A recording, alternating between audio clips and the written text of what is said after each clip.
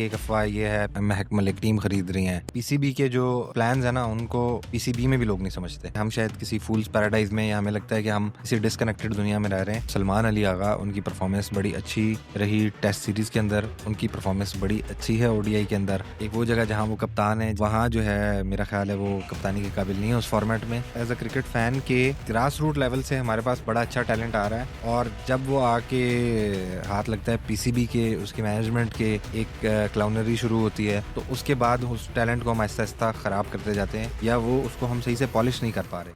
अस्सलाम वालेकुम हमजा, कैसे हैं आप? वालेकुम अस्सलाम, अल्लाह का शुक्र।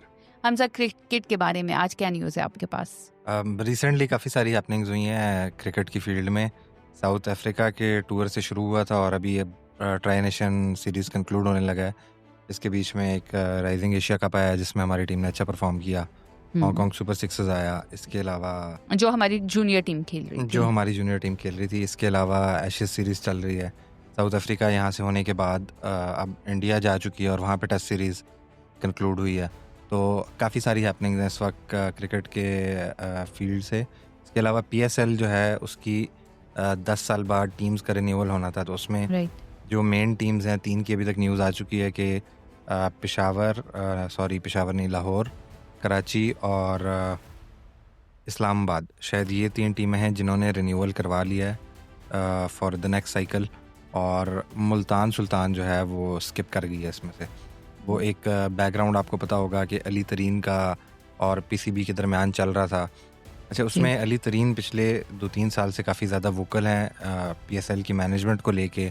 फिर उसके बाद उन इश्यूज़ को बजाय कि किसी क्लोज मीटिंग के अंदर रिजॉल्व किया जाता, हाँ, उसको वो किया ये गया कि उसको सोशल मीडिया के ऊपर उछाला गया। और इसमें अली तरीन की जहाँ पे गलती है वहाँ पे पीसीबी की शायद ज़्यादा गलती है। उनके सीईओ जो हैं सलमान साहब, वो आके एक पॉडकास्ट के ऊपर चीज़ें रिवील कर रहे हैं।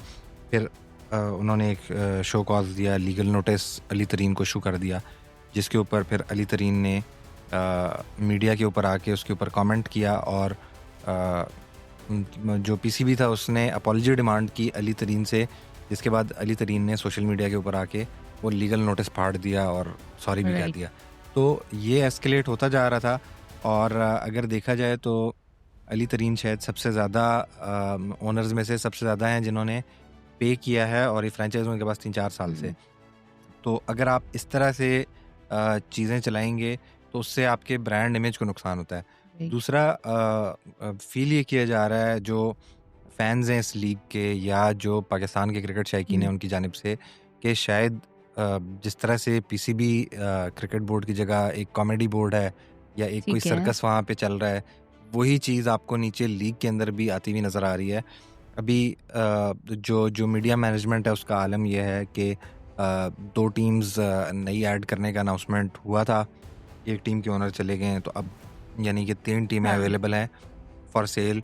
और उसमें जब आप ये चीज़ें खुद से नहीं हैंडल करते हैं तो फिर अफवाहें गर्दिश करती हैं। जिस तरह की एक अफवाह ये है, पहले आया कि फैसलाबाद और शायद गिलगित के नाम से 2 टीम्स आ रही हैं।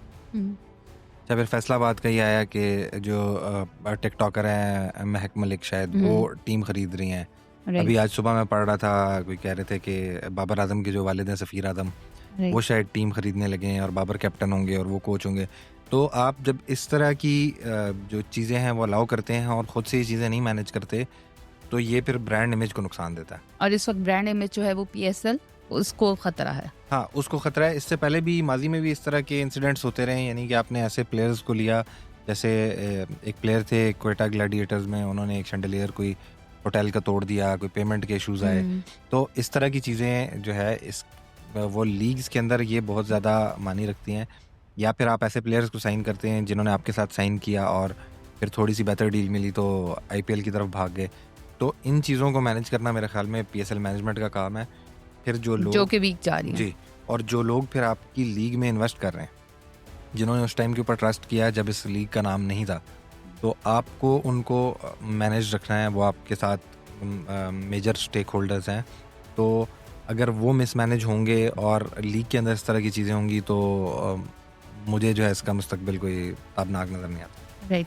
ट्राई नेशन को बीइंग इस्लामाबादी अफेक्ट हो रहे हैं, सबसे पहले डिस्कस कर लेते हैं। हाँ, ये एक और इशू है, ये ऑब्वियसली पीएसएल के दौरान भी आता है और अभी इंटरनेशनल टीम्स आती हैं तो उसके दौरान भी आता है।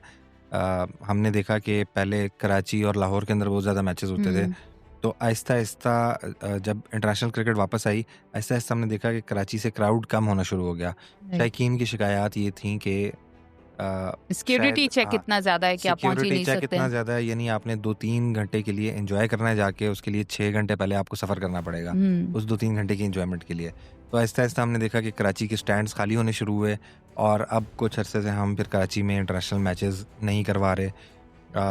लाहौर, फैसलाबाद अभी एक नया ग्राउंड हमने शुक्र है कि बड़े अरसे बाद कर दिया। कुछ अरसे पहले मुल्तान हुआ था, यहाँ भी अच्छा क्राउड है मौजूद, लेकिन पीसीबी को एक लॉन्ग टर्म प्लान के ऊपर गौर करना चाहिए।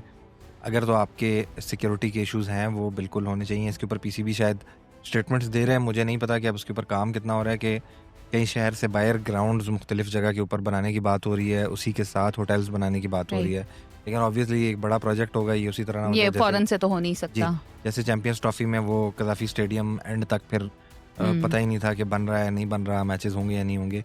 तो इसको मेरा ख्याल है बेहतर प्लान करना चाहिए। हमसा साउथ अफ्रीका की टेस्ट सीरीज गुजरी है, उसके बारे में मैं चाहूंगी कि आप एक दफ़ा डिटेल में रिव्यू कर दें उसे। अच्छा, टेस्ट सीरीज़ सरप्राइजिंगली अच्छी गई है। तवक्को इसकी कम थी। हम जब लास्ट टाइम बात कर रहे थे तो हम यही बात कर रहे थे कि हमने एक 38 इयर्स के प्लेयर को डेब्यू करवाया है। तो पहले तो मैं आसिफ अफरीदी से अपोलोजाइज़ करता हूँ क्योंकि दूसरे मैच में जो हम हारे हैं 1-1 से ये सीरीज़ ड्रॉ हुई है, तो दूसरा मैच हारे हैं सिर्फ परफॉर्म ही उन्होंने किया है। राइट। 6 विकेट्स उन्होंने ली। तो यहाँ पे और सिर्फ मुझे नहीं, इस सिस्टम को उनसे अपोलोजाइज़ करना चाहिए कि एक प्लेयर को आपने जो कि सर्किट में 2008-9 से था, फवाद आलम, यूनुस खान, मोहम्मद यूसुफ जैसे लोगों के साथ उसने ड्रेसिंग रूम शेयर किए हैं डोमेस्टिक में, उसको डेब्यू कराने के लिए जो है इतना लंबा वेट कराया गया। राइट। और इससे बड़ी ज़्यादती ये होगी कि अगर हमारे टेस्ट मैचेस जो है मज़ीद नहीं होते होम के ऊपर, 1-2 सीरीज़ होती हैं और उसके बाद उनको ड्रॉप कर दिया जाए, तो क्योंकि ऑब्वियसली एक एज फैक्टर भी है और पीसीबी के जो जो जो प्लान्स हैं ना, उनको मेरा ख्याल है खुद पीसीबी में भी लोग नहीं समझते। राइट। ठीक है कि क्या प्लान है, शायद कोई शॉर्ट प्लान टर्म होता गोल ही है, नहीं है। ऐसा ही है। या तो ये है कि प्रोएक्टिव की जगह रिएक्टिव अप्रोच है, तो ये प्रॉब्लम भी हो सकता है। खैर, सीरीज़ की तरफ वापस आते हैं। तो जो साउथ अफ्रीका के साथ सीरीज़ थी, पहला मैच हम लोग जीत गए और बड़े कन्विंसिंगली जो है पहला मैच हम जीते। और उसके अंदर हमारे यूजुअल जो स्पिनर्स हैं नोमान और साजिद, उन्होंने बड़ा अच्छा परफॉर्म किया। सेकंड मैच के लिए हम पहले भी यही बात कर रहे थे कि हम शायद किसी फूल्स पैराडाइज में, या हमें लगता है कि हम किसी डिसकनेक्टेड दुनिया में रह रहे हैं। वेस्ट इंडीज़ के टूर की बात हुई कि वहाँ पे वो एक मैच हमसे जीत गए थे क्योंकि उन्हें पता था किस तरह की कंडीशंस हैं, वो उसके मुताबिक स्पिनर्स अपने स्क्वाड में लेके आए थे। यही Right. साउथ अफ्रीका वाले उसके अंदर भी हुआ। उनके एक स्पिनर थे मुत्सवामी और एक साइमन हार्मर। उन दोनों ने, उनका मतलब इंटरनेशनल सर्किट में इतना नाम नहीं था, बिल्कुल नए नए आए हुए थे और वो दूसरा मैच हमसे लेके चले गए। उसके अंदर ऑब्वियसली जहाँ कप्तानी के फ्लॉज हैं, वहाँ पीसीबी की जो कॉमेडी थी वो भी फुल स्विंग के ऊपर थी। मोहम्मद रिजवान जो कि ओडीआई के कैप्टन थे, दूसरे मैच के अंदर खड़े हुए हैं और दूसरे दिन पीसीबी ने अनाउंस कर दिया कि अब वो ओडीआई के कैप्टन नहीं है और शाहीन अफरीदी कैप्टन होंगे। अब एक प्लेयर जिसने सेकंड इनिंग में जाके बैटिंग करनी है, उसके अलावा उसने विकेट कीपिंग करनी है, आप मतलब आपको अनाउंसमेंट के लिए इससे बेहतर कोई टाइम नहीं मिला। तो मेरा ख्याल है इस तरह की चीज़ें जो है वो उन्होंने उस मैच में हमने पहले भी बहुत डिस्कस किया है कि ज़्यादा मसाइल जो हैं वो हमें लगता है पीसीबी में है, ना कि जो टीम है उसके अंदर इतने ज़्यादा मसाइल हैं। ऐसे ही है और क्लैरिटी नहीं है। देखें अभी आगे जब T20 सीरीज़ की बात आएगी तो वहाँ पे फिर उनके कैप्टन की भी बात आएगी और कुछ होगी। उसी टॉपिक के ऊपर हम आ गए हैं तो सलमान अली आगा, उनकी परफॉर्मेंस बड़ी अच्छी रही टेस्ट सीरीज़ के अंदर, उनकी परफॉर्मेंस बड़ी अच्छी है ओडीआई के अंदर। एक वो जगह जहाँ वो कप्तान है, जिसके ऊपर पहले भी कई दफ़ा बात हो चुकी है, वहाँ जो है मेरा ख्याल है वो कप्तानी के काबिल नहीं है उस फॉर्मेट में, और वहाँ उनकी परफॉर्मेंस भी अच्छी नहीं है। यही साउथ अफ्रीका, खैर उसमें जो एशिया कप से एक वो कैरी होता हुआ आ रहा था सोशल मीडिया के ऊपर, ट्रॉफी वाला फियास्को, जो कि अभी तक भी मोहसिन नकवी साहब जो है वो अपने ऑफिस में रख के बैठे हुए हैं और उसके ऊपर जो है एक बहुत ज़्यादा डिबेट अभी भी चल रही है। तो इंडिया से बड़ा बैकलैश आ रहा था। जो उनके शोज़ हैं उनके अंदर मजाक उड़ाया जा रहा था कि ये जो बॉलर हैं गालिबन मुत्तुस्वामी, कि इन्होंने विकेट्स भी ले ली और फिर मेरे ख्याल से 70-80 ऑड रन पाकिस्तान के ऊपर करके वो मैच को साउथ अफ्रीका के फेवर में उन्होंने टिल्ट कर दिया। तो उसके ऊपर इंडिया से बहुत मजाक उड़ाया जा रहा था। साउथ अफ्रीका जब ये टूर कंक्लूड किया तो इन्होंने वर्ल्ड टेस्ट चैंपियनशिप का अगला खेलना था, जो उनका इम्तिहान था वो था इंडिया के खिलाफ। 2 टेस्ट थे। इस वक्त जब हम ये बात कर रहे हैं तो इंडिया 2-0 से वो सीरीज़ हार चुका है। यही मुत्तुस्वामी थे जिन्होंने वहाँ जाके इंडिया के खिलाफ सेंचुरी कर दी। मार्को यानसन जो उनके एक और ऑलराउंडर हैं, वो 93-94 उन्होंने स्कोर किया और इंडिया बुरे तरीके से अपने होम ग्राउंड के ऊपर दोनों मैचेस हार गया।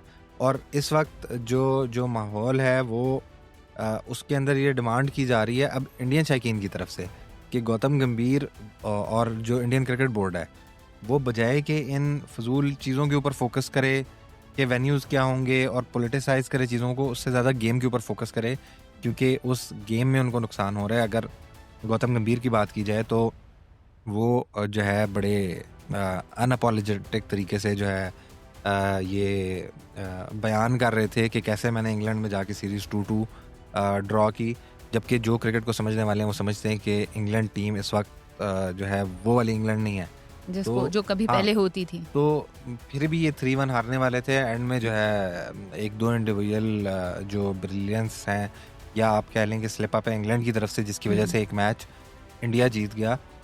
यही गौतम गंभीर हैं। 3-0 होम के ऊपर श्रीलंका ने आके ओडीआई सीरीज़ इनको हराई। 3-0 लास्ट WTC साइकिल में न्यूजीलैंड ने आके हराया। और अब जो जबकि नया साइकिल शुरू है उसके स्टार्ट में ही पहली होम सीरीज़ के अंदर साउथ अफ्रीका 2-0 उनको हरा के चला गया। लेकिन और हम सब प्रॉब्लम तो हमारे साथ ये है ना, बीइंग पाकिस्तानी, कि हम जब भी उनके साथ जाते हैं हम हार जाते हैं। हाँ, ये देखें, ये अब उन्होंने किसको हिराया, किससे हारे। अब जिस तरह की सिचुएशन मैं अभी बयान कर रहा हूँ जो कि इंडियन क्रिकेट बोर्ड की और उनके मैनेजमेंट की चल रही है, वहाँ पे उनके जीतने से ज़्यादा हमारी हार है। क्योंकि एशिया कप में अगर आप देखें तो हम 2 दफ़ा मैच विनिंग पोजीशन में थे वहाँ पे, लेकिन हमने ऑब्वियसली यही वाली चीज़ें उनसे ज़्यादा जो है अनसर्टेनिटी फैलाई। टीम के साथ ये वाले मजाक हमने ज़्यादा किए, जिसकी वजह से शायद हम वो नहीं जीत सके। नहीं तो बहुत अच्छा चांस था। अब आप एग्जांपल ले लें कि हमारी जूनियर टीम्स हैं, एक हांगकांग सुपर सिक्सर्स में गई, वो जीत के अब्बास अफरीदी उस टीम को लीड कर रहे थे।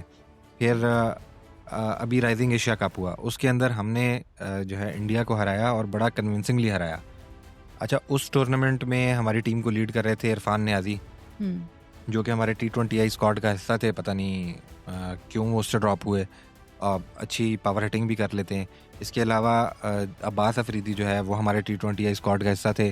पता नहीं कि वो क्यों T20 स्क्वाड से बाहर हुए, क्योंकि अच्छा परफॉर्म कर रहे थे दोनों।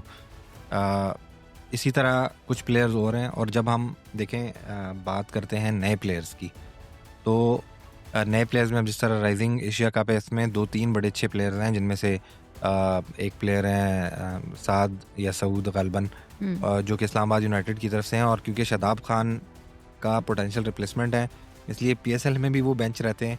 और जब उनको मौका मिला इंटरनेशनल स्टेज पर परफॉर्म करने का, तो उन्होंने फाइनल के अंदर आके परफॉर्म किया, सेमीफाइनल के अंदर परफॉर्म किया। कैसे कर रहे हैं इन सब चीज़ों को अगर मिक्स करें तो इसका कंक्लूजन मेरे ख्याल में तो ये है एज अ क्रिकेट फ़ैन के ग्रास रूट लेवल से हमारे पास बड़ा अच्छा टैलेंट आ रहा है। और जब वो आके हाथ लगता है PCB के, उसके मैनेजमेंट के, एक क्लाउनरी शुरू होती है, तो उसके बाद उस टैलेंट को हम आहिस्ता आहिस्ता ख़राब करते जाते हैं, या वो उसको हम सही से पॉलिश नहीं कर पा रहे।